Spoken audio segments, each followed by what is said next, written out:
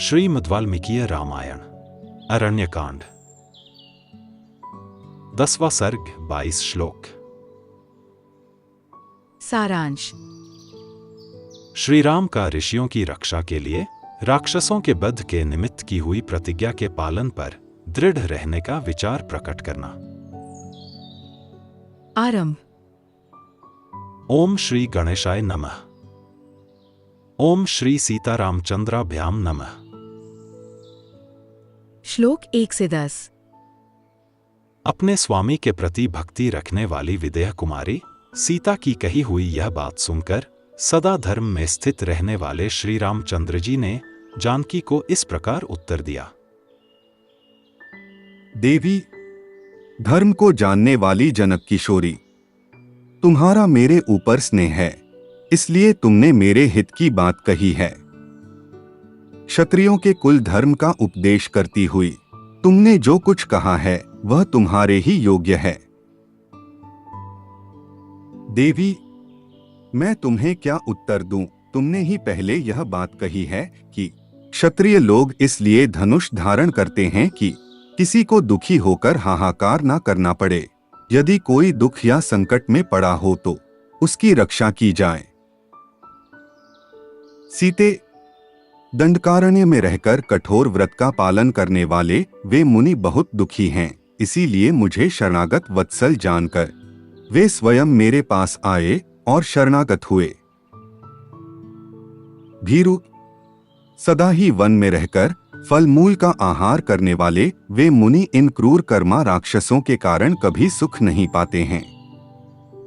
मनुष्यों के मांस से जीवन निर्वाह करने वाले ये भयानक राक्षस उन्हें मारकर खा जाते हैं। उन राक्षसों के ग्रास बने हुए वे दंडकारण्य वासी द्विजश्रेष्ठ मुनि हम लोगों के पास आकर मुझसे बोले, प्रभो, हम पर अनुग्रह कीजिए। उनके मुख से निकली हुई इस प्रकार रक्षा की पुकार सुनकर और उनकी आज्ञा पालन रूपी सेवा का विचार मन में लेकर मैंने उनसे यह बात कही। महर्षियों, आप जैसे ब्राह्मणों की सेवा में मुझे स्वयं ही उपस्थित होना चाहिए था, परंतु आप स्वयं ही अपनी रक्षा के लिए मेरे पास आए। यह मेरे लिए अनुपम लज्जा की बात है। अतः आप प्रसन्न हो। बताइए, मैं आप लोगों की क्या सेवा करूं? यह बात मैंने उन ब्राह्मणों के सामने कही थी। तब उन सभी ने मिलकर अपना मनोभाव इन वचनों में प्रकट किया। श्लोक 11 से 22। श्री राम, दंडकारण्य में इच्छानुसार रूप धारण करने वाले बहुत से राक्षस रहते हैं। उनसे हमें बड़ा कष्ट पहुंच रहा है, अतः वहां उनके भय से आप हमारी रक्षा करें। निष्पाप रघुनंदन, अग्निहोत्र का समय आने पर तथा पर्व के अवसरों पर ये अत्यंत दुर्धर्ष मांसभोजी राक्षस हमें धर दबाते हैं। राक्षसों द्वारा आक्रांत होने वाले हम तपस्वी तापस सदा अपने लिए कोई आश्रय ढूंढते रहते हैं, अतः आप ही हमारे परम आश्रय हों। रघुनंदन, यद्यपि हम तपस्या के प्रभाव से इच्छानुसार इन राक्षसों का वध करने में समर्थ हैं, तथापि चिरकाल से उपार्जित किए हुए तप को खंडित करना नहीं चाहते हैं, क्योंकि तप में सदा ही बहुत से विघ्न आते रहते हैं तथा इसका संपादन बहुत ही कठिन होता है। यही कारण है कि राक्षसों के ग्रास बन जाने पर भी हम उन्हें शाप नहीं देते हैं। इसलिए दंडकारण्य वासी निशाचरों से पीड़ित हुए हम तापसों की भाई सहित आप रक्षा करें, क्योंकि इस वन में अब आप ही हमारे रक्षक हैं। जनक नंदिनी, दंडकारण्य में ऋषियों की यह बात सुनकर मैंने पूर्ण रूप से उनकी रक्षा करने की प्रतिज्ञा की है।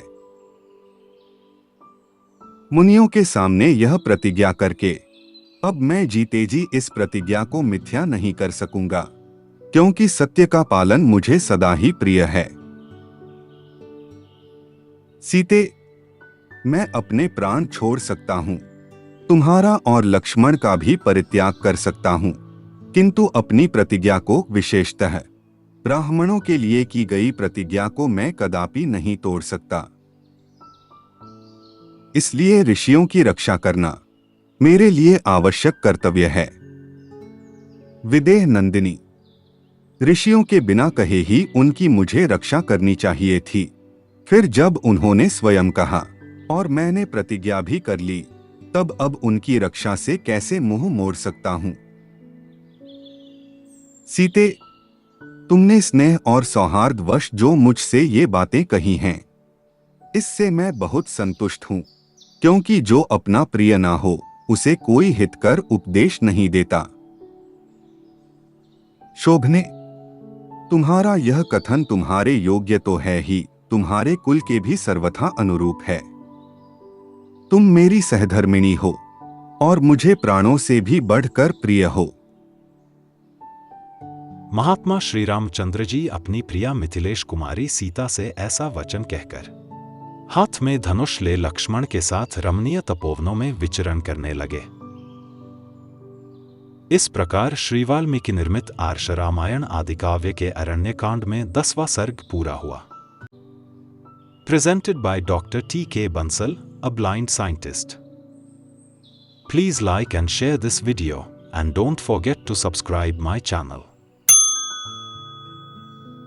Jai Shri Ram.